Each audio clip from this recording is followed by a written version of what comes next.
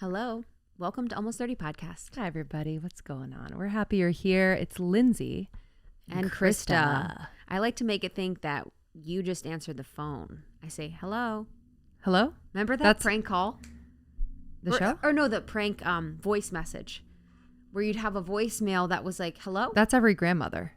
Hello? They're like, hello? No. It was a voicemail where you're like, hey, I can't hear you. And then you'd be like, hey. And they're like, just kidding. You didn't have that? Maybe that's an Ohio thing. I was like, Ohio. So in Ohio, where I grew up, the nasty Cincinnati, the nasty natty, which it isn't nasty, it's beautiful. But you used to have a voicemail where it would be like, hello. It would click and it would say hello. And you'd say hello. And you'd say hello. And you'd have the person kind of playing along. And then you'd be like, oh, prank. And it's a voicemail. Ohio, the land of pranks, baby. Pranking. That's why I can't wait to have kids so I can prank them. Oh my God. I'm going to prank my kids. Totally. They're going to be like, yeah, they're going to be like, I'm two. I'm like, prank. But I feel like every older person is like, hello. Mm-hmm. I'm not here right now. Or like whatever. Yeah, it is. It's the up. Hello. Hello. Yeah. Even when anybody answers the phone. Hello. Or hello. How do I answer the phone? Hello. Hello? Yeah, honestly. Hello, this is Lindsay. Come to our podcast for this, okay? Hello. Came for Glucose Goddess. You're getting this. I'm excited about this one. Me and Jessie have been DMing for a while. Love her. I mean, honestly, the IG followers were low and now she's popping off and it's incredible. Yeah. I love how helpful and easy to understand she makes everything. And I do think the conversation around blood sugar is incredibly important. I think it's long awaited and long overdue for us to be mindful about this aspect. And I know you guys are so curious. So this is chock full of so much information and resources and insight. And it was so much fun to have her in studio. Yeah. If you don't know her, Jessie is the Glucose Goddess on Instagram. She has a new book out, Glucose Revolution. Yeah, it's been pretty life-changing for a lot of people, and I've absolutely noticed a difference. She has this concept of dressing your carbs, which is so easy to remember. And I've just noticed, one, my hunger doesn't come as quickly after I'm eating carbs if I'm able to dress them in a fat or a protein. I gave this example earlier to Krista. Like if you're having melon, the glucose levels are much lower if you wrap it in something like prosciutto. So it's just Europeans always know. I know, dude. They always know. Literally. And like butter, on your bread. Avocado, even cheese, like just different things that can lower the spike of glucose. And I've just noticed energy levels. I'm more satiated. I'm happier. Yes. Ever eat oatmeal in the morning and then like crash? Yep. Yeah, it's so easy to follow her advice. And I like to, there is a bit of food combining element too, where it's having something like broccoli, tofu first, and then having the rice later can really, really help your blood glucose levels not spike with having the rice first. Apple cider vinegar is also key. Dude, I've been doing Organic Olivia, our homie, also has talked a lot about that, how having apple cider vinegar can really, really help keep your blood sugar levels stable. Yes. I have apple cider vinegar every day. It's a cure-all. I'm not an expert, but it truly they call it the is. Mother. Do they? Yeah, Bragg's. The brand. They call it the Mother. Call it Mom. Yeah. She gives this really interesting tip around apple cider vinegar. So say you want to eat ice cream. You're like, ice cream. Sour apple cider vinegar. Like, she says drink 1 teaspoon of vinegar diluted in water and eat 10 almonds before eating your ice cream. And you will just experience like a very, very, very low glucose spike. And then take a walk afterwards. Mm-hmm. Have ice cream, take a walk. Yes. A lot of us just like lay and veg after eating, which I totally understand I do. And I don't think it's the worst thing in the world. However, if you have an opportunity to take a little walk, I always feel better. Yeah. If I walk after I eat. And it's nice to connect with people after. Yeah. Kind of, for me, just go on my phone and stare. I really liked the information about your smoothie.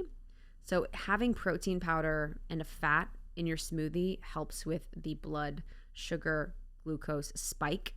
And basically all smoothies aren't created equal. So it's really great to have fruit and have those like micronutrients in your smoothie, but it's really important to have a protein and a fat to support you and having healthy, balanced energy levels. So this conversation is going to go there. I cannot wait. We're going to be talking cravings. We're going to be talking why glucose levels are important, even if you're not diabetic. We talk about the effects on skin. We talk about the effects on your cycle as women. It is incredible, and I'm so excited to bring this to you. Yeah. And what I love, this is all science backed. So she is a biochemist. So I know there's just like a lot of information on Instagram in general, and I never know if it's like, okay, is this backed by science? Like what's happening? So this is all backed by science. So save this episode, make sure you share it with a friend. And we would love to know if you're incorporating some of Jessie's incredible tips when it comes to balancing your blood sugar. Make sure you get her new book, Glucose Revolution. It's in 30 languages. So wherever you are in the world, you can get it. Casual.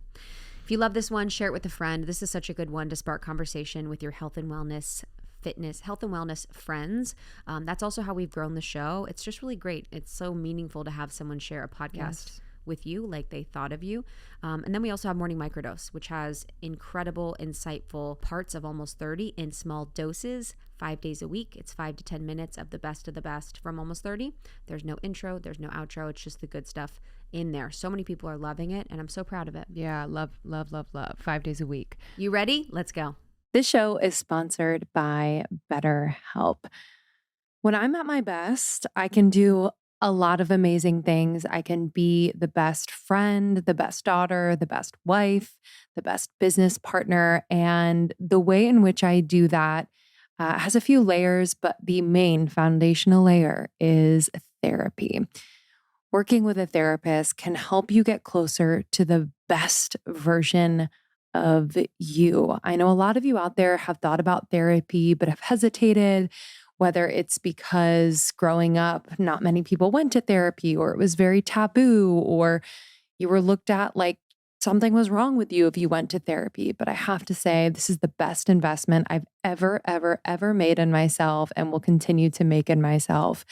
And so if you are thinking about giving therapy a try, BetterHelp is a great option. It's convenient, flexible, affordable, and entirely online. So there's no friction when it comes to traveling and waiting and being in person. All you have to do is fill out a brief questionnaire to get matched with a licensed therapist. And switching therapists is really, really easy to do and at no additional cost. So don't worry about that.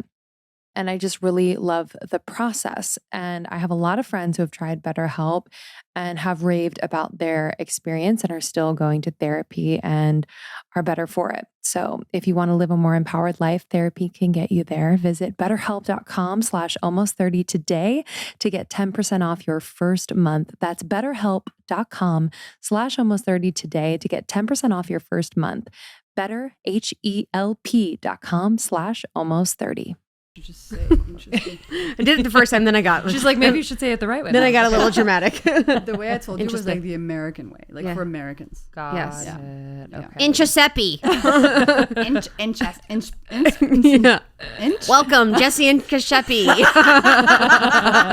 Have you had some crazy? Oh yeah, come on. I mean, even French people can't pronounce my name. Okay. Really? Yeah, because it's from the Basque country, alien world over there. Mm-hmm. The Basque country, southwest of France, and so it's just a very strange last name. And French people don't know how to pronounce it. That's so weird. Mm-hmm. It's very beautiful. When did you first find out that you're an alien? Oh, that's a good question. Or have you always known? No.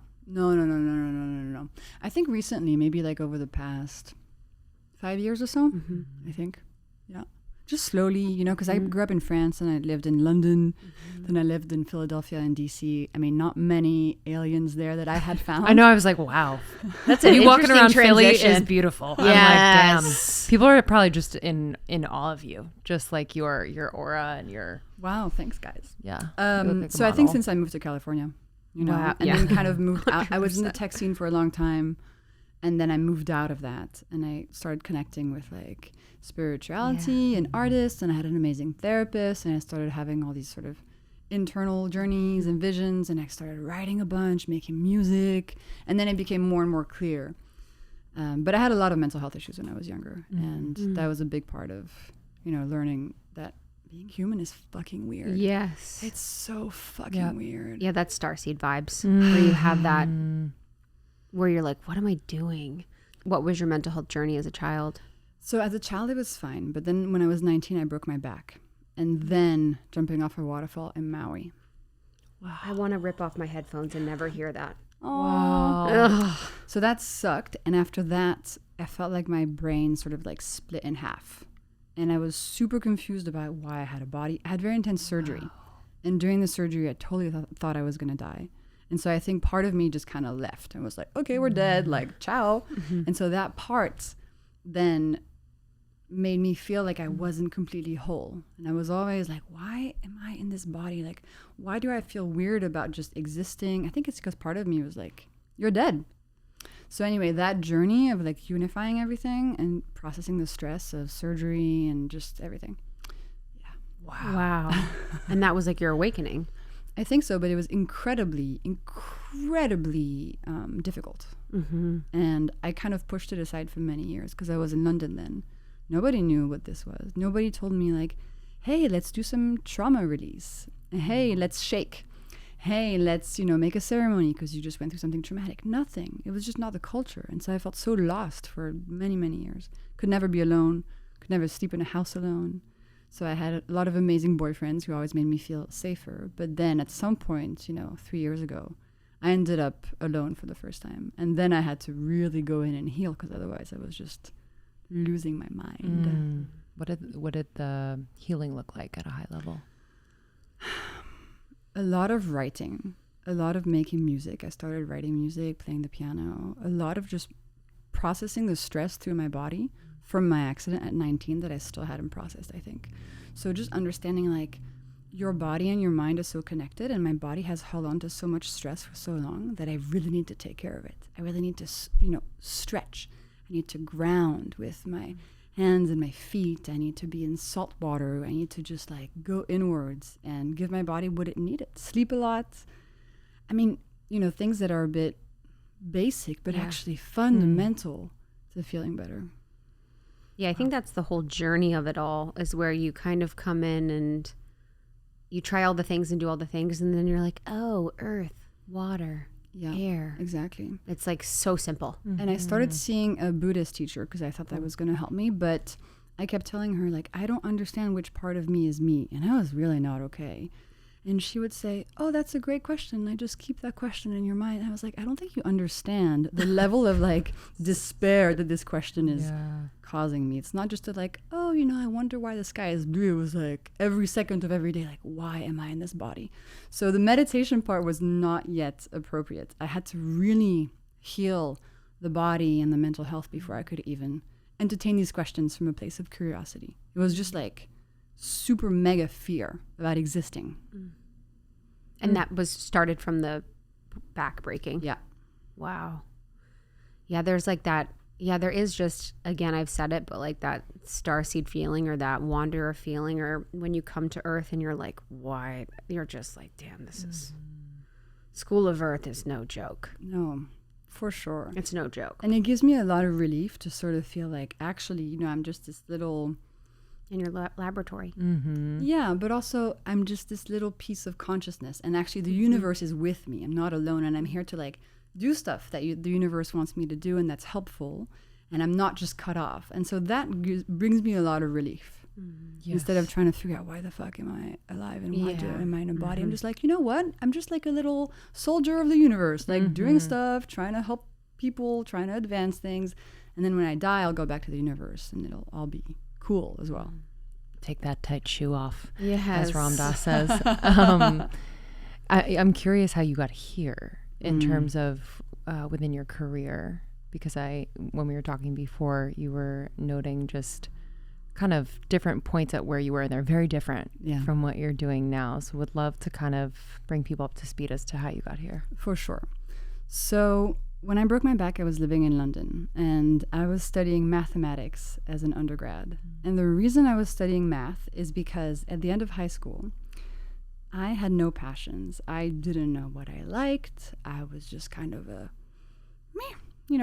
really good student, good daughter, like, no. So I had no clue what to do in my studies. So my stepdad told me something that is, to this day, I think the best piece of advice I've ever gotten in my life. He said, if you don't know what to do the hardest thing you can. So I thought, I'm going to go and study mathematics, because that's probably, in my mind, that was like the hardest subject you could study. And I did that. And it was a really good move, because then after that, I could go and do whatever I wanted once I started developing more passions. So finish my undergrad, then I move to the US. That's where I start realizing that I need to learn how to understand my body, because since my accident, I just felt so disconnected. So I thought, I'm going to go in and try to just learn about the body and the mind and how it all works. So I went to DC. I did a master's in biochemistry. Started learning about the body. And actually, when I learned about all the things that are in a cell, for the first time I was like, okay, I think God exists. Because the complexity of the little rhizomes and the enzymes and the little scissors on your DNA, I'm just like, whoa. I mean, it's crazy. It's insane. So that was quite amazing. And then after that, I thought, okay, now I want to go work in the forefront of health. So health tech. And for me, at that point I was 22, I thought that must be Silicon Valley. That must be the place where the most exciting stuff is happening to understand the body. So I found this company called 23andMe, which at the time was a small startup, and I begged them for a job, and they gave me a job on the product team. And I spent 5 years there just learning about how you make science accessible for people, how you make something cool and exciting out of just honestly boring genetic code. I learned how to work with engineers, designers, scientists. I learned how to make like a business plan and how to convince people that something was a good idea. I just learned so much. But I still didn't have the answer to what do I need to do to wake up feeling good in the morning. I was still completely broken on the inside. I mean, I was hiding it and ignoring it, but my problems from my accident, the mental health stuff, still there, not one step closer to feeling better. And then something kind of amazing happened, and this was one of the, universe little acts. I had the opportunity to wear a continuous glucose monitor, completely randomly, because we were doing a pilot study at 23andMe testing new technologies. And I put this on, girls, and for me, it was like a light bulb moment, like cartoon vibes, because I could finally see on my phone the inside of my body. I finally felt like I had a channel of communication with this organism that I had been completely cut off from. So that was amazing. I was like, hey, body, okay, I eat something and I see how my blood sugar reacts. And I started like having this relationship with myself that I had never developed before. So that was the beginning of like, just my new life. And then I found out something even more amazing. I found out that when I had big glucose spikes, so really rapid increases in blood sugar, those could trigger some of these mental health episodes that I had been struggling with for 10 years. So fast forward, I quit 23andMe. I'm like, glucose is the future. I have to understand this. Everybody needs to know about this. I find out that the vast majority of the population has glucose spikes every day, even if they're not diabetic. And the symptoms range from, mental health disturbances to cravings to sleepiness to infertility. I mean, like, this shit is really important. And so I just started to dedicate my life to that. And I just got more and more curious. And I started the Instagram account in April 2019, showing my glucose graphs to people to illustrate science that I had found. And it kind of snowballed. I kind of was just responding to what people wanted, to what people were asking me. And now, like, I'm the glucose goddess, I guess. It's just big facts. Wow. Yeah. Wow. Truly is the glucose goddess. So why glucose? Why glucose over looking at other micronutrients? Because glucose is your body's preferred energy. So every cell in your body uses glucose for energy. Your eye cells right now are using glucose to see me. When you write something on your paper over there, your finger cells are using glucose to move the pen. Like, your heart cells use glucose to pump blood. I mean, glucose is in every single nook and cranny of your body. And the main way we get glucose to our body is by eating starchy and sweet foods. Okay? Now you might think, okay, if glucose is energy, I'm just going to eat as much of it as possible to give my body as much energy as possible. That's where the logic completely breaks down, because it's kind of like a plant. A plant needs some water to live, but if you give a plant too much water, it dies. This has happened to me many times. I've had the first-hand experience of just killing plants. So the human body is the same. It needs some glucose, but if you give it too much glucose and you create these glucose spikes, a lot of problems happen. And that's just because glucose is so central. So when there's too much glucose, every single cell in your body feels it and suffers because of it. And that just compounds to so many symptoms. Wow. Can we talk about some of those symptoms? Yeah. I feel like there are some that are obvious to me in my own knowing when I'm having a glucose spike, but would love to talk about those that we don't normally think about as well. So which ones do you think are the most common or obvious? I think for me, I love you. Yeah. This is such a good interview. I just love you. No, because I don't know anymore. Like Totally. Totally. You're like every one of them. For me, I think there's this intense like energy while I'm like, say it's a dessert, a sugary, carb heavy dessert. And then there's a really, really fast and extreme drop in energy where I am just lethargic beyond. Yeah. So that's like a main one for me. I have had skin issues in the past, and I noticed, when it was more carb heavy, I was also a fitness instructor. So I was like less aware of the food I was putting in my body. Because you were spending I was it just all. like, I'm hungry. And then I would work out. Yeah. And I, the complexion of my skin, whether acne or just the dullness or whatever, was really, really apparent. And then my sleep is affected. So just on the note about the energy and the crash, I think it's interesting for people to know that when you feel that energy surge, it's actually not energy. It's dopamine in your brain. It's pleasure. Whoa. That makes you feel awake. You're like, whoa. And that's actually pleasure. It's like when you have sex, it's the same molecule that gets triggered from a glucose spike. And then the crash is obviously very well known. So the more glucose spikes you have in your life, the more you're going to have these crashes. These crashes increase a few things. They activate the craving center in your brain. So they make you want to eat more, glucose heavy foods. And that starts what most people call sugar addiction. People will say, I'm addicted to sugar. I need to eat sugar every 2 hours. Actually, that's probably just their glucose spiking and dropping, spiking and dropping, spiking and dropping. And their brain, this craving center in their brain just activating every 2 hours. So that's a very common symptom. A second pretty common symptom is this energy instability. So instead of feeling at 3 p.m. just like you felt at 10 a.m., you might have huge crashes throughout the day. Feel exhausted 90 minutes after your meals, feel super tired in the afternoon, need caffeine all the time. Very common symptom. Another common one is being hungry very often.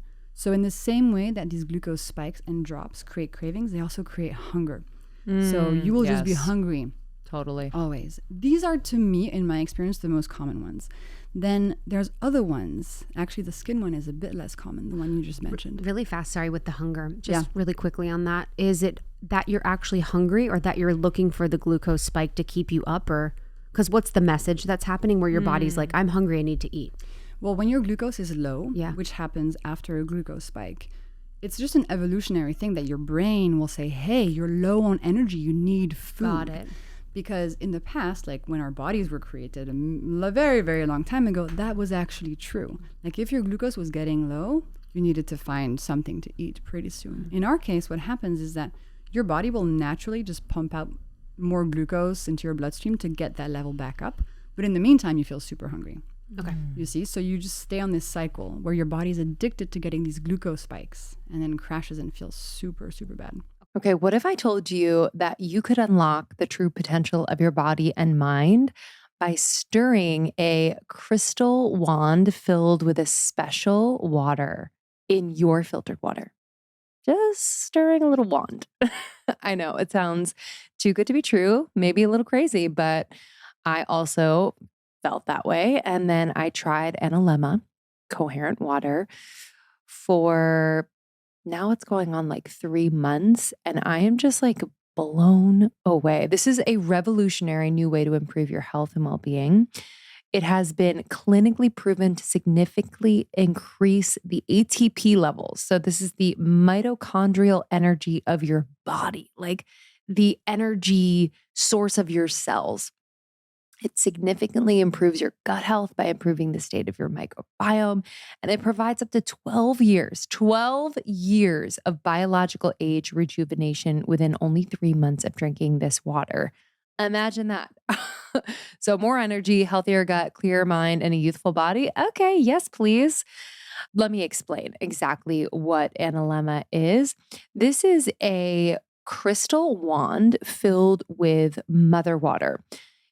The mother water that analemma creates takes about a year to create. And the science behind it is truly fascinating. The water inside the crystal wand has the ability to rearrange the H2O molecules into a liquid crystalline structure. So it basically makes them match its own liquid crystalline structure. That structure and its stability has a remarkable influence on all living things. They have done many studies on plants, where plants were watered with analemma water and then watered with regular water. The plants with analemma water grew more quickly, more vibrantly, were more sturdy and stable. It's really, really fascinating. They have a bunch of the science and studies on their website. But y'all, I've been using it for 3 months and I swear the water tastes different. I find that my energy has increased and I'm just excited to keep using it. It is literally 30 seconds of stirring your filtered water and that's it. That is it. So you must try. Go to coherent-water.com. You can use the code almost30 for 15% off. And make sure to listen to our interview with Mario from analemma water. He goes into all the science and it's really fascinating and inspiring what they're doing over at analemma. Head to coherent-water.com, coherent-water.com. Use the code almost30 for 15% off. Okay, skin. So every glucose spike triggers 2 really important things that have to do with skin. Number 1, every glucose spike makes you age.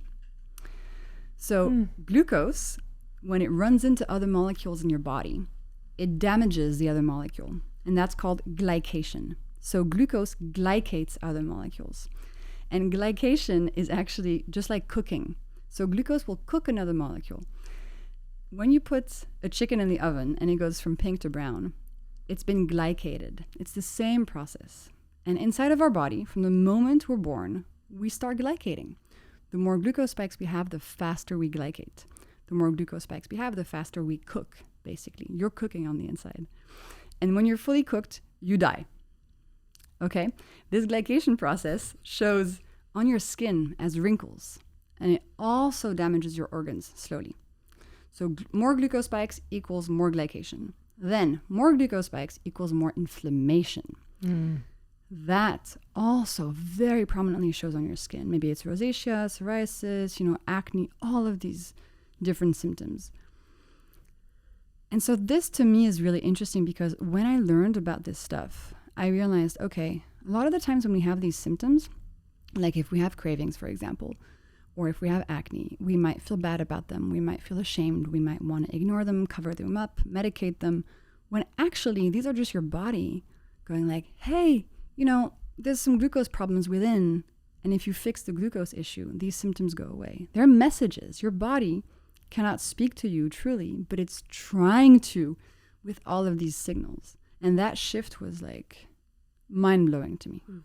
Because then you can love it. Yeah. You're like, oh, I love you. You're talking to me. You My have back empathy. hurts. Yeah. And then my take back action. hurts. Yeah. I should go on a walk. Or my shoulder hurts. My dad needs to love me more. Totally. But we've lost that connection, We've lost the fact that when you feel a certain way or something happens in your body, that's a message. Your body is super wise. I mean, it knows way more than your brain. So I think people need to learn to listen to it. Yeah. And then try to understand what it's saying. Very often it's saying there are glucose spikes happening within. So fixing the glucose thing makes the cravings go away, makes the acne go away. And then it's like a whole new world where your body is now your friend. You're taking care of it. It's taking care of you. And like, that's happiness. If you think about it, like our bodies are the only thing that's like been there for us our whole life. Yeah. You know, like from birth, like this is the same body. Obviously cells are completely turned over. Always been there. Yes. And always been there. And your body wants you to live. Yes. Wants you to be healthy and happy. And so another thing it does when there are too many glucose spikes is that it tries to protect you against these high glucose levels. So what does it do when your glucose spikes? It takes the glucose and stores it in compartments to avoid, you know, increasing inflammation and glycation too much. And one of the main places your body puts this extra glucose to protect you is in your fat cells. Putting on weight, putting on fat is your body protecting you against these glucose spikes. So once you see it that way, you should be like, oh, thanks, body. Like, thanks for protecting me. You know, that cookie was super good. I appreciate that you tried to keep my glucose levels a bit low so it doesn't, you know, hurt me too much. It's just a completely new paradigm. And I want people to know this. I want people to understand how their bodies work and not blindly follow like the next diet to the next thing. Like, we all deserve this information. And I believe this is intuition that we actually used to have, that we've lost touch with. And I want to help people get that back. Yes. Just knowing your work, that it's not about not eating the carbs, not eating the sweets, et cetera.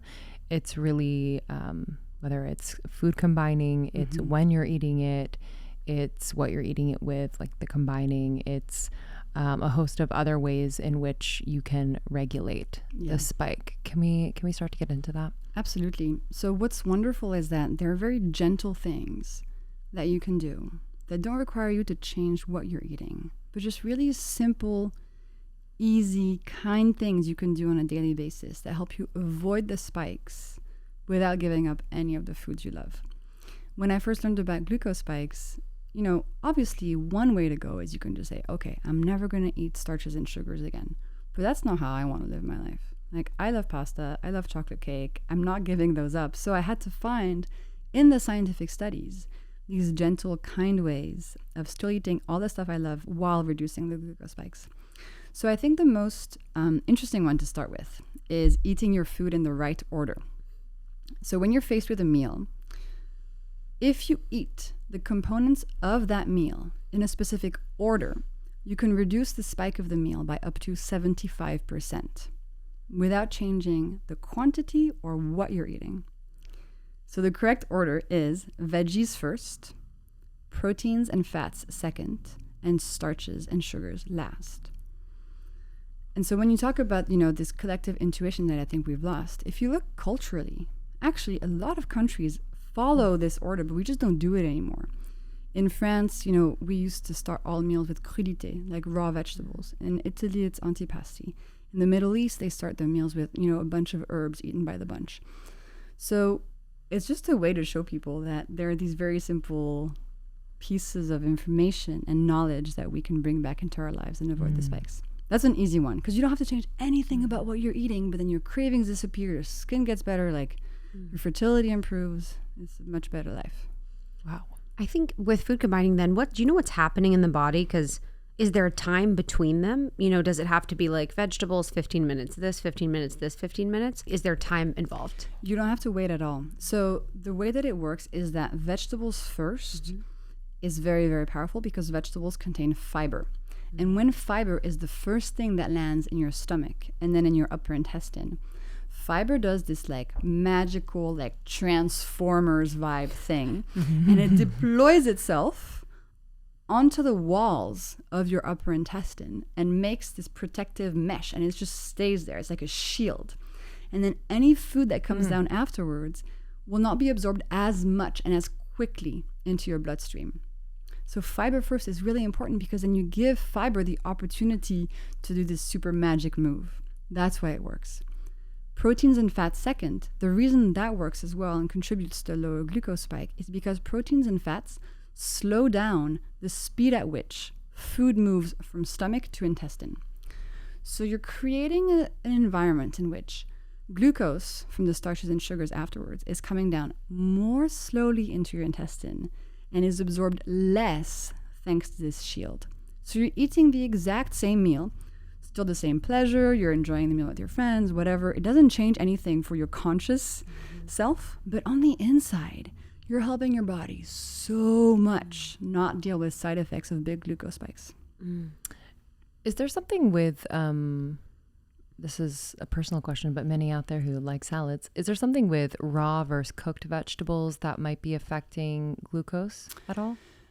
So actually not that much. Okay. If you cook a starchy vegetable, like a sweet potato or something, to the point of oblivion where it becomes like a puree, then you're kind of, destroying the fiber a bit. So the fiber is not as protective. Yeah. But in terms of raw versus just normally cooked, it doesn't make a difference. Okay, got it. So that's like with a lot of your fruit examples, like the mango. Mm-hmm. It's like the mango in the fruit form, because it has the fiber, is a less spike than the dried mango. Exactly. Asking that because she ate that today, and I want to shame her. No, but I actually notice it. I do notice a difference 100%. when I eat dried mango over like a fresh mango or fresh fruit. Oh yeah, 100% difference. We There's all just know. some It's so candy good. element of it. But Can't wait to give it to my kids. And you know why there's a candy element to this all? Because over the last centuries, humans have been breeding. What? I don't know. This one's going to be crazy. I'm getting ready. Get ready, girl. Okay. The fruit that you find today in a supermarket is not natural. Yeah, I know. It is I mean, not it makes how me sad. nature invented and intended it to be. We as humans, just like we've been breeding wolves into chihuahuas, have been breeding ancestral fruit into the fruit we see today. It's much juicier, it's much bigger, it's more like candy, because humans love sweetness, they love something that doesn't have too much fiber in it. So that's important to keep in mind. It's not because it's a fruit that it's like mega natural. That being said, a piece of whole fruit is really completely fine to eat because of the fiber in it. The problem arises when you start denaturing that piece of fruit. So you dry it, you juice it, you smoothie it, then the fiber just goes like that. And in the case of a dried piece of fruit, all the water gets taken away, so you're concentrating the sugar much more. That's when you're going into the land of candy and of dessert. You can still totally eat them, but in your head, you should think of them as candy and have them like at the end of a meal instead of on an empty stomach or as a snack to reduce the spike and the impact. 100%. What about the combining piece? Yeah. Are there any foods that should definitely be combined or not combined? So one of my hacks, this is one of many I share in my book, but one of the hacks that people love is called put clothing on your carbs. I love it too. Yeah, she loves that one. I'll never forget it. But I love these conversations too, because one, it's very applicable to, I'll never forget this stuff.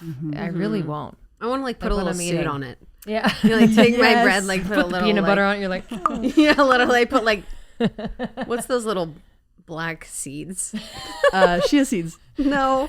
help. Put her on Cacao. mute. You guys, I should probably. Put her on mute. I should probably head out. If you want, we can have like a little atelier and just like make clothing for bananas. Perfect. That would be. that. Let's do a glucose goddess retreat and like dress up our bread. That's activity Such day a good 2. idea. Yes. I should start a restaurant chain and it's just like carbs with little outfits. Oh, yeah. That should be. It's the book cover. Anyway, It's the book keep cover. going. Okay, so clothing on carbs. So carbs are starches and sugars. Okay, and if you eat them on their own, because they contain glucose, glucose goes into the stomach, into the intestines, into the blood. Nothing to stop it. It's living its best life, just super quickly into your cells, causing all these issues. How do you avoid that? You have to put clothing on your carbs, clothing on your starches and sugars. Clothing is fiber, protein, or fat.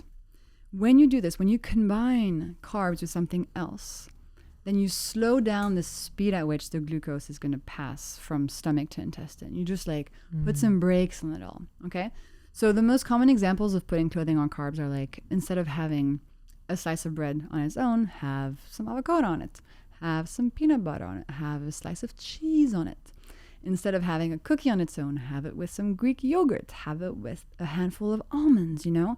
And it actually makes it much more satisfying, and you're not starting that sugar addiction that so many of us are suffering from. So that's a really good one, putting clothing on your carbs. I'm obsessed with that. What about, okay, this is like a very kind of granular question around that. So if you're putting, say, butter on bread, does that help, or do you have to eat the butter before the bread? That's a good question. You know what I mean? Because it's like just spooning it. That's a very good question. Yeah. So everything is relative. Okay, so in an ideal world, yeah, eating the butter before the bread would help. Yeah. But like, We can't. no, thank you. Yeah.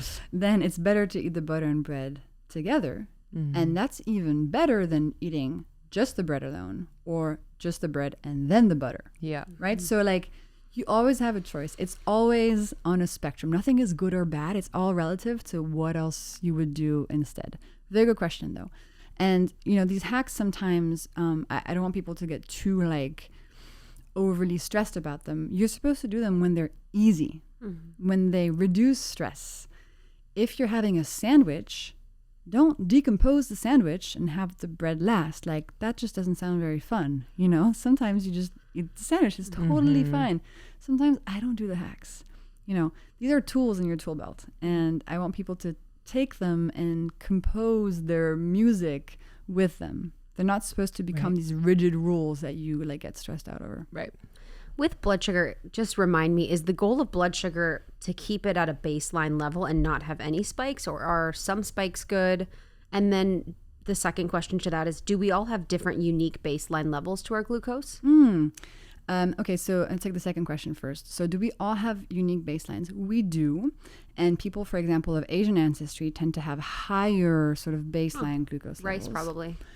I don't know actually what it is, but it can vary person to person. Now, we kind of know that, you know, optimally you want your baseline to be like under 100 milligrams per deciliter, because above that it's technically considered prediabetes. Now, the lower it is, the better actually. So 80 baseline is better than 90 baseline, for example. And then your other question was, is the goal to have 0 spikes?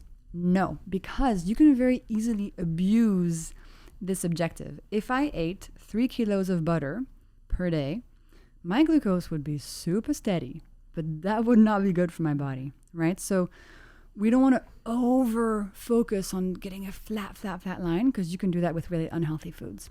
What we want to do is kind of like avoid spikes that are above 30 milligrams per deciliter. So if your baseline is like 90, you want to kind of keep it between 90 and 120 at all times. So we want to reduce spikes and avoid really rapid and big ones that are harmful to the body.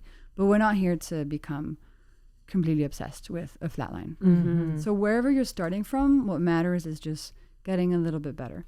And by the way, most people don't need to wear a glucose monitor. Like, using my hacks, you will feel the difference. You don't need the glucose monitor data to see that difference, especially because the glucose monitors on the market right now are not made for non-diabetics. They're a medical device made for people with diabetes who have a doctor with them, who, you know, are being surrounded by experts. So I do not recommend right now that people wear a glucose monitor. I think it creates more stress than it brings help.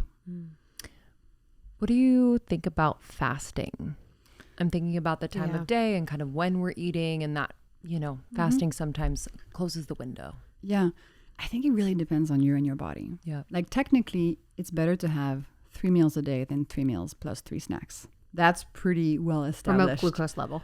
Sorry? From a glucose level. Yeah, absolutely. Yep. But also just from a health standpoint, like, it's better to go a bit longer without eating. So that's a pretty easy thing we can all get behind. Then if you want to do like 18, 6, 12, 12, whatever kind of fasting, it's up to you. But you have to remember that fasting is a stressor for the body. It's a good stressor. It's like exercise or a cold shower or, you know, a sauna. Be mindful to not add too many stressors into your life at once. So if you're busy, you have an intense job, you're already doing a lot of HIIT workouts, like, maybe you don't need to fast on top of that. You know, maybe you just like try to modulate so that your stress level is not always like, because sometimes you find people who are doing everything right. They fast for 16 hours a day. They do like intense cardio once a day. They do cold showers. They do saunas, blah, and they feel awful. And, you know, they have fertility problems. Their skin is covered in pimples. Like, too much stress is not good. So I like fasting when I'm on vacation and I'm just like sitting on the beach. And it feels kind of nice to maybe just have, you know, 1 or 2 meals a day. But the rest of the time, I stop doing it. especially because a lot of the studies that show the benefits of prolonged fasting, like, more than 12 or 14 hours, have been done in men.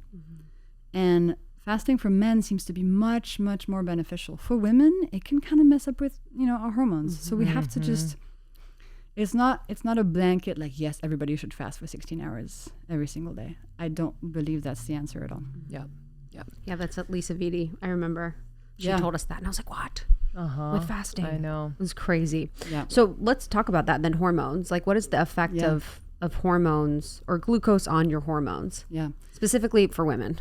Absolutely. So all hormonal issues, whether it's endometriosis, polycystic ovarian syndrome, infertility, PMS, etc., they are all linked to your hormonal systems because they are all hormones. Now, when there's too much glucose in your body, that leads to too much insulin in your body, which is released by your body in response to many glucose spikes. And too much insulin is going to start interfering with that hormonal system and start causing problems. So the first place to look if you have hormonal issues is to study your blood sugar levels, is to study your glucose levels, because very often that's the root cause of a lot of issues. It's not always the root cause, but in most people, it's a really powerful place to start, and it's very helpful. If you want to get into a bit more detail, which is quite interesting. So when there's too much insulin in your body, insulin goes to your ovaries, and it tells your ovaries to produce more testosterone. Testosterone being the male hormone. And then when there's too much insulin in the body as well, your body cannot convert that testosterone into female hormones as it would do normally. So you end up with a female body with a lot of testosterone in it. And that leads to many symptoms that we call PCOS. So, balding on the head, hair growth on the chin, no more periods, infertility, acne, etc. Very often, there's a blood sugar issue going on there. So again, to come back to what I was saying earlier, often when we find ourselves with these symptoms, we medicate them. We take the pill to sort of like bring the balance back. We're not solving the underlying issue. We feel bad about these problems, but I want to teach people that, again, these are messages from your body, that there's something going on within that needs some help and some love and some empathy and some fixing. Wow. So testosterone's the precursor to estrogen? So your body will convert some testosterone into female hormones. Okay. And that's kind of like a normal cycle. But when there's too much insulin, that conversion doesn't work anymore. So you end up with like this massive testosterone surplus, which is a key thing you see in people who have PCOS. Whoa. And are those the conditions that lead to the fertility issues, or is that a separate thing? Yeah, so if you have PCOS is one of the main causes of infertility in women. You stop ovulating. So just your ovaries are just like, what am I supposed to do again? They just don't do their job anymore. So you don't have your period anymore. You stop ovulating. It's one of the leading causes, of infertility. Wow. Okay. I wanted to ask just briefly about diabetes and kind of because I'm actually not familiar with the reversibility and how much it's connected to genetics, and then how is it only based on your glucose levels? I just would love a little refresher so people out there can know too. So there are a few types of diabetes. There's one called type 1 diabetes, and this is the one that you're more or less born with. So you know how I explained that when there's a glucose spike, your body tries to usher the glucose away to protect you? The way it does that is by releasing insulin. So insulin's job is to grab all this extra glucose floating around, like, kids at recess, and just put those kids into these classrooms so they will just stop causing havoc. Insulin does just that. It takes the excess glucose and it stores it away. In the fat cells. In your muscle, in your liver, and in your fat cells. Is that fatty liver disease? It's one of the reasons. Yeah.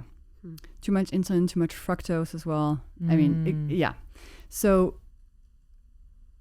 when there's a problem where your body cannot make insulin, that's called type 1 diabetes. So what happens is that your glucose levels rise and rise and rise and rise, but no glucose can actually be transported into these cells. So people die if they're not treated. So these people have to inject insulin on a daily basis to make up for what the pancreas can't do. That's a very different disease than type 2 diabetes. Type 2 diabetes used to be called like adult onset, which is sort of a lifestyle disease. And in type 2 diabetes, what do you see? You see a fasting sort of baseline glucose level that is very high, above, 140 milligrams per deciliter. That's type 2 diabetes. Type 2 diabetes happens when over time, one of the reasons it happens is when over time you've had so many glucose spikes and there's so much insulin in your body trying to put this glucose away that your body becomes desensitized to insulin, and insulin doesn't do its job very well anymore. It cannot put the kids into the classrooms anymore. The kids become like kind of desensitized to the teacher yelling. They're like, I don't care, like I'm not going to go in the classroom. That's kind of what happens over time. And so in people with type 2 diabetes, you see their insulin levels are very, very high. Their glucose levels are very, very high. It's just like this sea of inflammation and stress, and their organs start to deteriorate. Lots of bad stuff happens. The common way that type 2 diabetes is treated is by giving the patient more insulin. They're like, we're just going to get more teachers that are going to scream louder, and we're going to make this work. Unfortunately, when you treat type 2 diabetes with insulin, temporarily the glucose level is sort of steady, but you just have to keep bringing more and more insulin to keep the disease under control. What you really need to do is actually get the insulin levels down by getting the glucose levels down so that things can start reversing. So depending on how advanced your type 2 diabetes is, it's usually like pretty well reversible, but it requires the person to make changes to how they're eating. And an easy way you can start is by using the glucose hacks I share, because they're really easy, they're gentle, and they help you get those glucose levels and insulin levels down. And on a daily basis, I receive many messages from people who've read my book or just looked at the hacks on my Instagram who've been putting their diabetes into remission. So it's really, really cool. And it's not this fatality. It's not this thing you're born with. It's not something you can't do anything about. It's truly, truly linked to how you're eating in your lifestyle.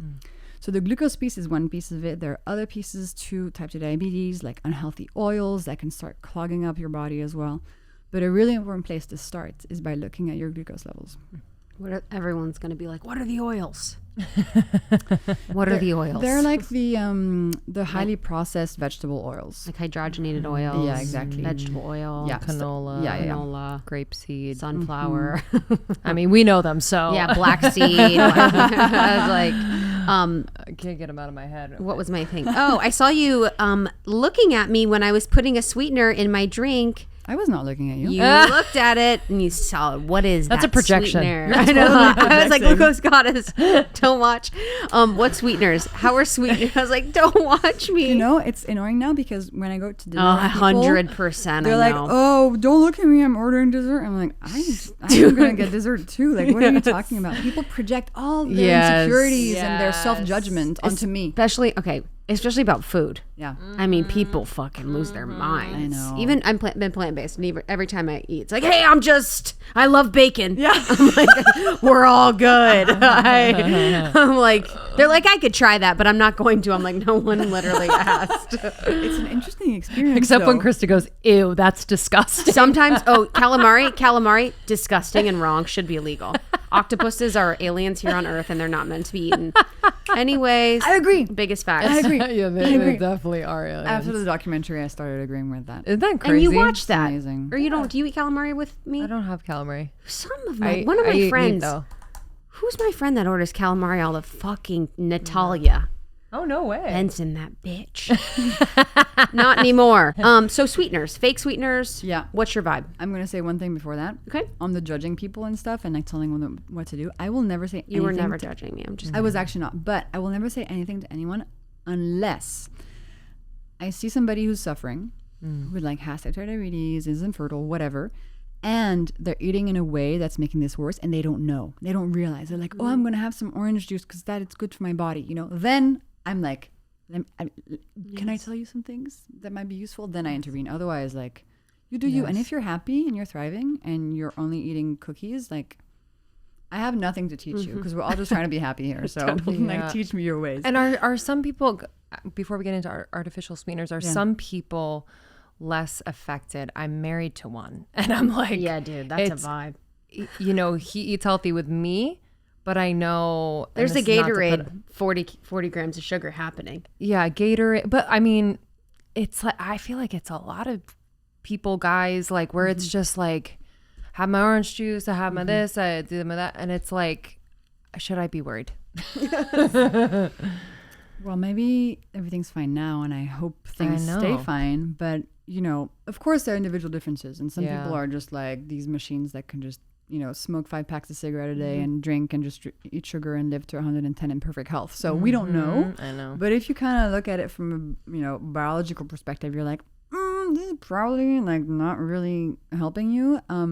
He might want to do some blood work just to see what's like. So he would do like fasting insulin and fasting glucose just to see, because that would be a really good indication. Because he might not have symptoms on the outside, but he also might not know how much better he could feel if he changed how slowly he but ate. surely. Because I'm wondering if he's having orange juice or if a listener is having something sweet and then they're working out, because he's probably doing that. He works out. So would that change? Absolutely. If someone is having something that's a good sweet? point with exercises. Absolutely. So when you exercise, your muscles need energy, and the first place they're going to look is in your bloodstream, and glucose is energy. So for example, this morning I went to Barry's boot camp, this in Venice workout place. Yeah. Let's go soon. Oh yeah, cool. And before I was at the coffee shop, I was like, I want this cookie. And I was like, it's perfect because I'm going to work out in an hour. And so I just had the cookie then, because I knew the glucose would not stay in my body and my bloodstream and cause problem, because my muscles would just soak it up. Yeah. You know? Yeah. So it depends when you eat things. If he works out a lot, he's probably mitigating a lot of the problems. Yeah. Yeah. Okay, I want to pivot a little bit. Sweeteners. Oh yeah, sweeteners. Yeah, that's what I was. Okay, sweeteners. So suspense. Yeah, dude. Are you guys ready? Okay. That's where we insert the drums. Oh, perfect. Yeah. That was funny. You're funny. It's always better to have a sweetener than to have the real sugar. So it's always better to have a Coke Zero, Coca-Cola Light than to have the real stuff. Sweeteners get a bad rep. They're like, oh, it's causing all these issues. But it's like, well, when you compare them to the issues of real sugar, it's like way less. So that's number one. Number two, in the big world of sweeteners, there are many different kinds. And some are actually pretty harmless and are probably fine on all levels. The ones that are harmless are things like stevia, allulose, monk fruit. These seem to have very minimal impact on the body and on your health. On the other hand, on the other side of the spectrum, there are things like aspartame, maltitol. Those have more effects, more known effects on your health. Such as Problems with the microbiome, such as actually triggering glucose and insulin spikes, even though they're not supposed to. Yeah. Wow. Yeah, because I think we were talking about that the other day. Maybe it was with you, but just this, because you're tasting the sweetness. Yes. And but that can it's keep you not addicted. spiking. Yeah. So you're saying it's not spiking, but we're tasting the sweetness and still getting that like it's a little bit hit. confusing what happens, and we're not totally sure. There's a few things that seem to be emerging. Like number one, if you taste something sweet, you're going to stay addicted to tasting something sweet. Yeah. So you're going to be more likely to want more sweet stuff later. Number two, if you have something with a sweetener in it, then you might an hour later be like, oh, I'm now allowed this Kit Kat because I had something with a sweetener before. You know, you get into these weird games in your head about like, oh, that was actually a good health choice, so now I can do something bad and it's okay because I compensated. It's like, bleh. So I'm kind of a proponent of, if you love things that have real sugar in them, like, I don't know, like the Van Leeuwen's fudge brownie ice cream. It's the best. Just eat the real stuff. Yeah. And then the rest of the time, try to sweeten with like whole fruit, like berries in your yogurt, you know, maybe like some cinnamon, cacao nibs, lots of stuff you can do that is not necessarily in the sweetener category. Yeah. Wow. Apple cider vinegar. She brought us some. Our gift was ACV, baby. When I heard about this, I was like, Same. I was like, what is this thing? Is this just a fad? Completely. So you're welcome for your gift. Thank I hope you. you enjoy it. And I hope you send me photos of have you. that balanced blood sugar. it's magic. Can't you like wash your hair with it? I think you can do lots of stuff. Yeah. I think some people use it as like Crazy. deodorant. I don't wow. know. It smells so. I mean, it's hard for me to drink that. Yeah. Yeah. It's very Does hard it for me. burn you? No. It's just like Start slow. Burn Do your like a insides. tiny little splash. yeah. You know how I put a tiny little splash in my water bottle? Just like a tiny little Tiny, splash. yeah. And you kind of get used to the taste. So apple cider vinegar, actually, not just apple cider vinegar. Vinegar seems to win the prize for like magical ingredient in the world of glucose. And again, it's been used for centuries in many different cultures as a health thing. So we're just getting back to this ancestral knowledge, but now we know how it works on the inside because we have science and glucose monitors and stuff. So if you have a tablespoon of vinegar before a meal, you can reduce the glucose spike of the meal by up to 30% without changing what you're eating at all. This tablespoon of vinegar can be either in a tall glass of water, in which case like use a straw because it can, hurt your teeth's enamel, or you can just put it on your food. You can make like a vinaigrette dressing and just have it like that. The reason it works is because vinegar contains this magical molecule called acetic acid. Now, acetic acid is very cool. So acetic acid, it's kind of the voice it has in my mind. Totally. Say no more. Acetic acid does a couple things. Number one, in your stomach, it slows down how quickly starches get broken down into glucose. Always this concept of speed, right? Slowing down, protecting. Secondly, it goes to your muscles, and it tells your muscles to soak up glucose from your bloodstream in a bigger quantity than normally. So in a sense, it kind of, I wouldn't want to say like mimics exercise, but like kind of uses a similar vibe of like your muscles are going to help you reduce the glucose spike. And so with those two things, you have a smaller glucose spike. So you have fewer cravings later, you're creating less inflammation in your body, you're just helping your physical and mental health improve without having to change much of what you're doing.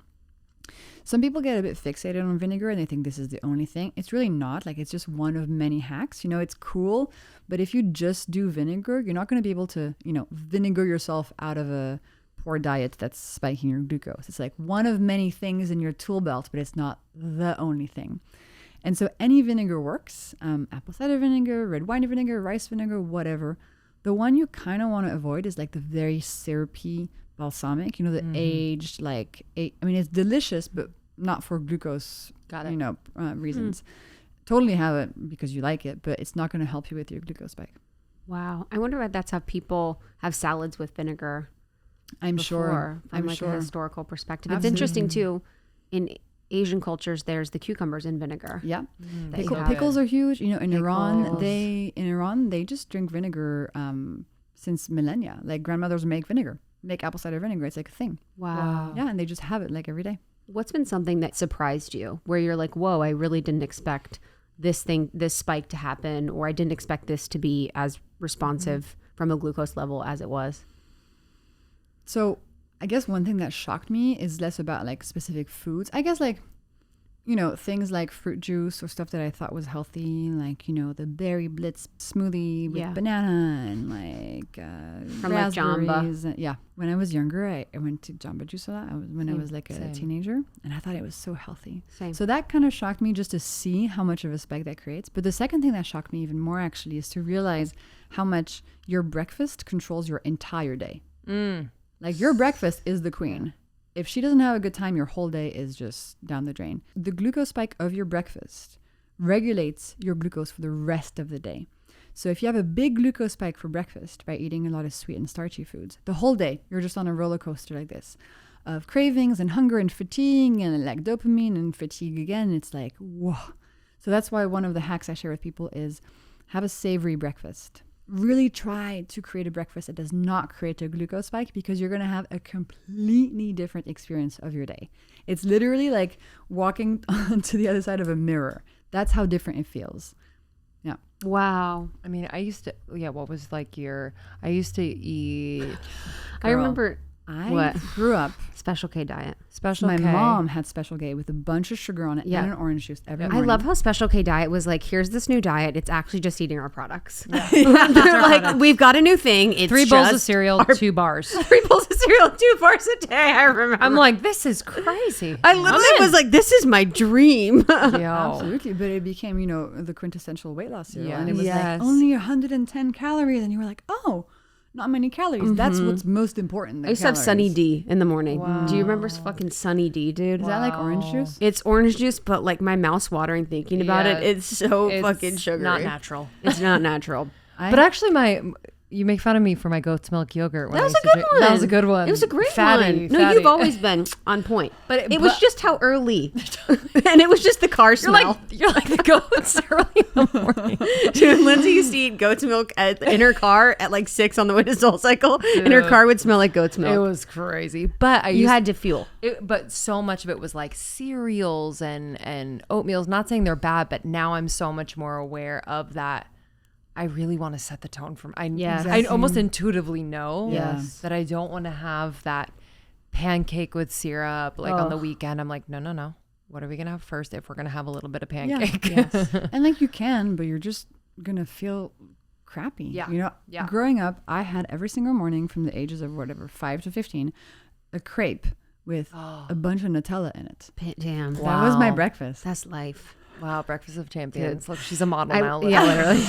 Good. I lived abroad, and I remember one time like locking myself in my host family's closet and eating half of their jar of Nutella. I like remember the moment. It was like out of body. I was like, "What's happening?" Where were you? I was in Luxembourg. Wow. Yeah, and I was like, I think they hid it. And I didn't have access to it anymore after that. Wow. Nutella is so good. It's so good. Especially in a crepe. It's just. And so now when I want a Nutella crepe, what do? I have it as dessert after lunch or dinner, right? Because I still want the pleasure. And like pleasure is such an important part of life. Yes. And that's a pleasure decision. I'm like, okay, how do I maximize pleasure, minimize harm on my health? That's how I think nowadays, you know? Yeah. So I'll have it like at the end of a meal, little apple cider vinegar, a cocktail before, and then I'll go for a walk.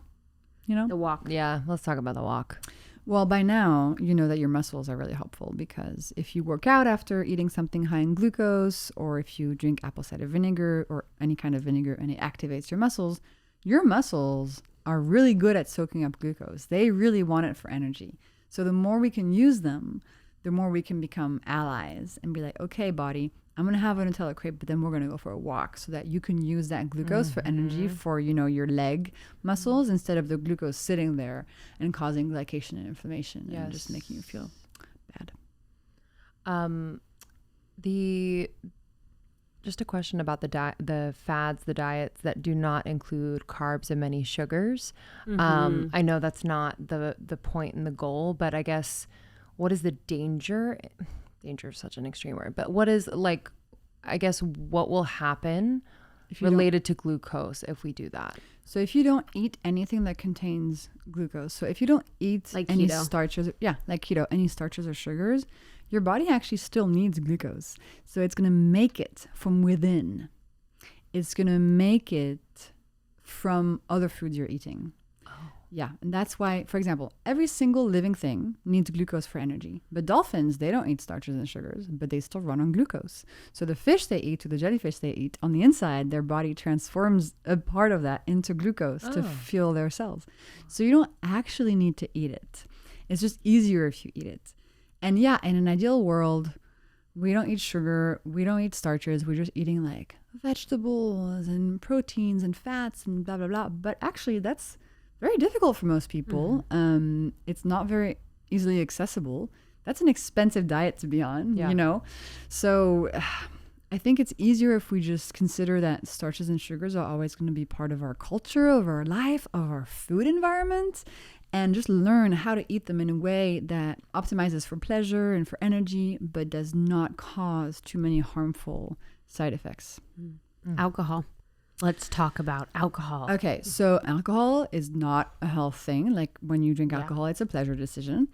However, there are some alcohols that are going to be better or worse for your glucose levels. So in the better category, you have wine, any color, sparkling, non-sparkling. You have like hard alcohols with like soda water and lime.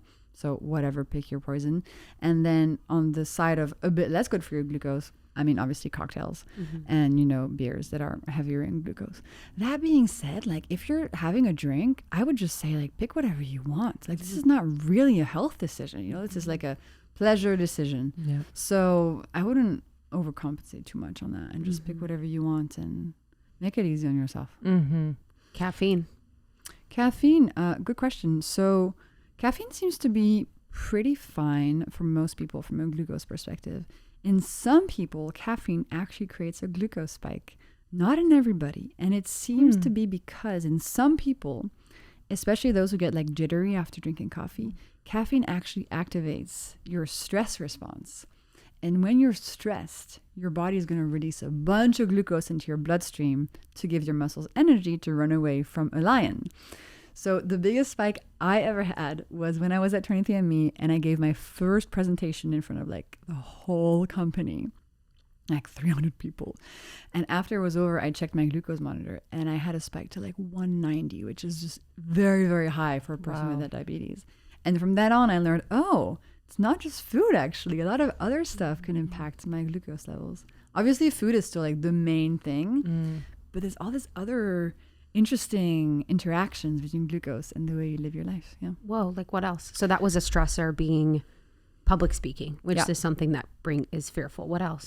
So if you exercise and you're fasted, especially if you do like a hardcore exercise, your body is going to release glucose into your bloodstream to feed your muscles. So you're going to see a glucose spike on a glucose monitor. But this is not a bad spike, because in the balance, when you're exercising, you're reducing inflammation, you're reducing glycation. So it's actually like one of those instances where the glucose spike is not going to be harmful. Those are like sort of the acute spike creators. But then things like how sleep deprived you are, how hydrated you are, how much muscle mass you have, what phase of your cycle you're in, your genetics, obviously your microbiome, they all influence how you respond to foods and how big or how small of a glucose spike you're going to get.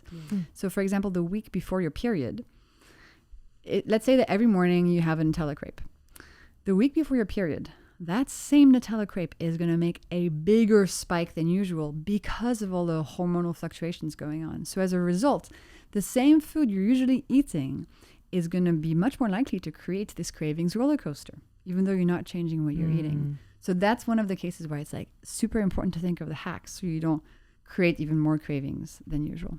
Whoa. Yeah. And what about sleep? So glucose related to sleep, part A is like eating near bedtime or near when you wake up. And would there be reasons glucose related that people would be waking up during the night or not getting deep like REM sleep? Yeah, absolutely. So glucose and sleep are like peas in a pod. They affect each other in very many ways. So if you go to sleep and you just had a big glucose spike for dinner, you're going to have a harder time falling asleep. You're going to have more REM sleep, so more like dreaming, but less deep sleep. And you can definitely wake up during the night when your glucose crashes after a spike. So if you have trouble falling asleep, staying asleep, looking at your dinner and using my hacks to like create a meal that's not going to spike you too much is really important.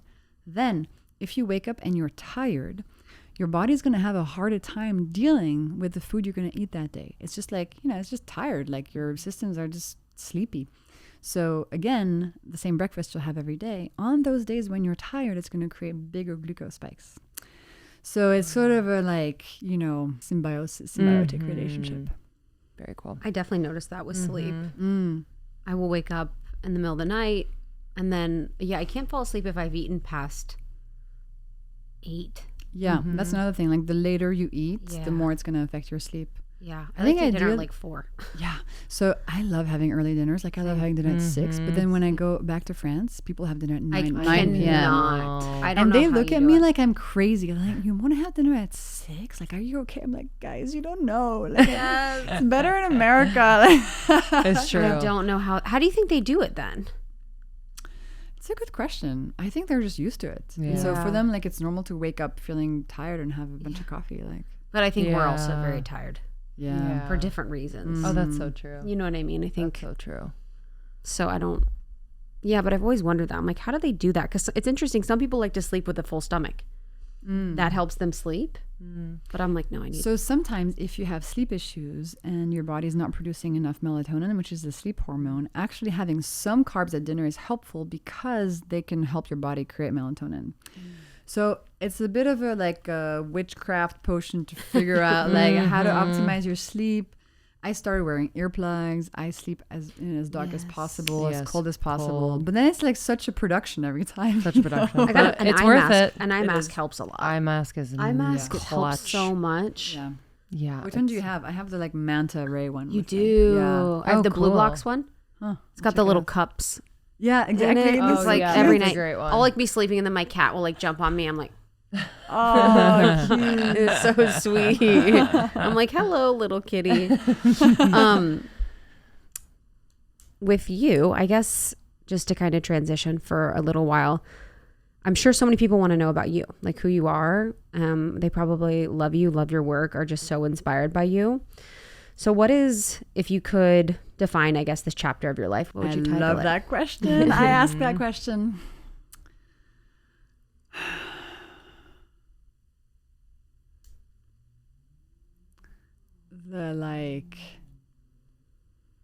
The waking up of the dragon.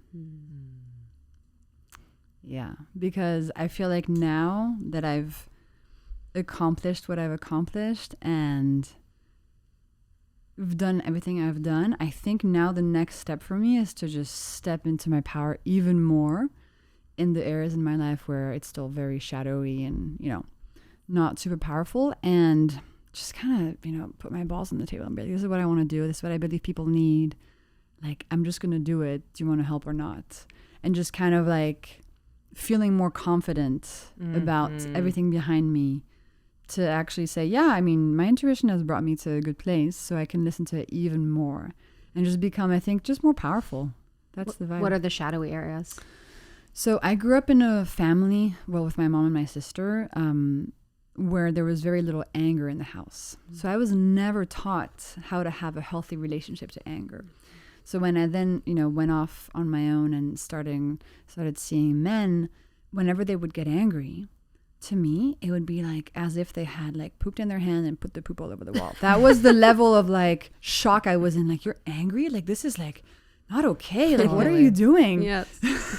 That's really how I felt.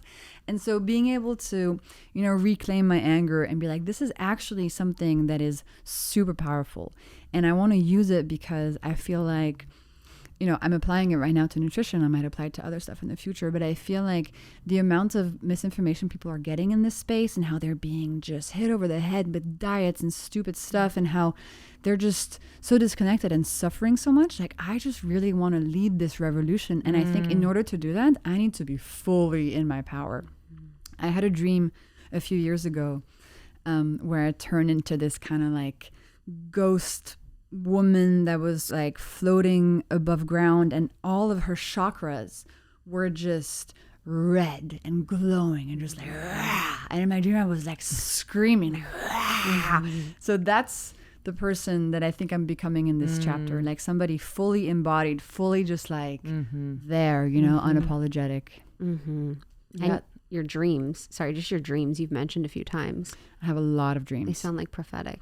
So last night I had a dream that I was hanging out with aliens, and then this morning I come in to meet you guys and you're like, what kind of alien are you? I'm like, this must be. Yes, we were hanging out before. Must be the place. Yeah, I have crazy dreams every night.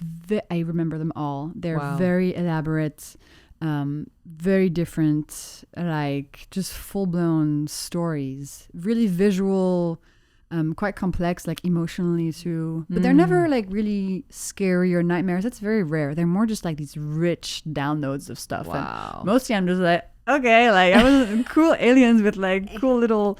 So last night it was like we had these lines under our skin like this that were glowing, and we were going up to all these people who had the lines, and we're like, oh, you're an alien too. They were like, what are you talking about? And we said, well, look at the lines. Like, I don't see any lines. So, you know, I mean, whatever. That's so wild. I know. Because we recognize that in each other, and then others can't recognize it. Because once you see it, you can't unsee it. Totally. Yeah. We were walking by the coffee shop downstairs yesterday or something, and we were like, creatures. Oh wow, dude, it was. But they were like normal people. You know what I mean? Normal people. We were like, oh, wonder what kind they are. Yeah, we're like, hello, where'd they come from? It's amazing. Yeah, absolutely.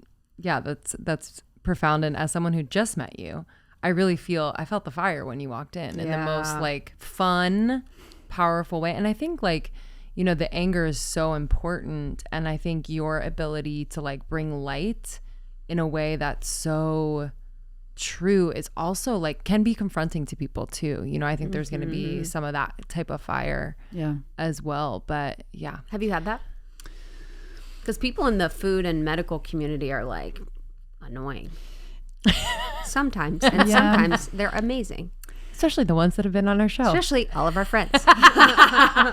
I think so far I have actually kind of operated from a place of trying to placate, find consensus, be really like on the defensive and like, it's going to be okay. I hear you. And like, it's very recently, actually, I think as of probably yesterday that I feel like, oh, I'm transitioning now into this more like powerful place. But my entire first 3 years of building my Instagram community, writing my first book has been about how do I deliver this message in the least confrontational, least politically incorrect way that, you know, takes into account everybody's opinion, doesn't offend anybody, you know, doesn't say that this is bad. I mean, and I think it's a really good exercise to get there because you don't actually need to be confrontational to deliver a good message. But there are some parts where now it's becoming clear that unless I apply, you know, some power and fire to it, it's just not going to work. And in the past, every time I would feel angry, I would immediately revert to being sad. You know, like anger, sad, I would cry and cry and cry because I didn't have access to the fully, you know, embodied anger part of me. So it would always be a little bit angry and then I would start crying. But now I'm able to get, you know, to feel that anger and that power without transmuting it into sadness, which is cool. Yeah, if I don't alchemize my anger, I get depressed. Oh, interesting. How do you alchemize it? I'm still learning. I go like this. No, I can notice now much more clearly, but I think for a lot of my life, a lot of my depression was because of anger that I wasn't alchemizing or using for creation or using for sex or using for doing things, kind of like pulling on that and just making it into something or making it into like a step or a process. But I think that can be true for a lot of women where it's like, okay, angry, not safe, we'll cry. It wasn't modeled, right? Yeah. We don't know how to we got put in corners. You know, if you're like, you're a kid and you're angry, it's like go in the corner and be alone in the corner because being angry is making me uncomfortable. Yes. Or it's like, why are you angry? Yes. You have such a beautiful life. You have everything you need. The kids are like, I don't know about the 401k you have set up for me. I just want to feel this fucking emotion. Or, you know, even women leaders, like if they get angry, they're like labeled as crazy. I mean, 100%. It just hasn't been modeled. So I think it's our generation's, I think one of our very many things to do, which is to just show the modeling of the more traditionally like masculine energy emotions in women. Glucose Revolution is the book. If you haven't gotten it yet, it's a must. It's one of those that I feel, I've been thinking about during this interview. I'm like, I think I'm going to possibly present it to a few people who have been having issues, you know, who have kind of tirelessly been searching for answers and trying different diets. And I just find it to be simple and also kind of far-reaching in what it affects. So Glucose Revolution is a book that is empowering because it teaches you how your body works in a way that you have never been taught before, and it shows you these very kind and simple things you can do that are truly transformative.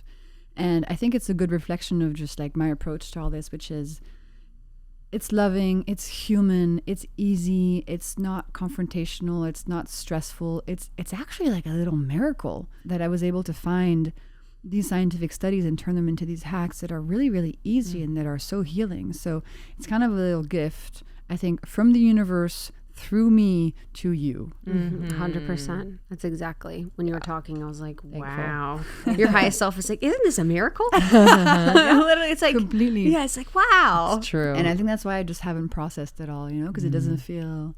Yeah. This whole journey, you know, and from the outside, it's like a lot of success. It hasn't inflated my ego. Like I have not like taken this on as like this thing I made, you know, which is a cool place to be, and I'm just really proud of that as well. I just feel like I was here to just channel this. Totally.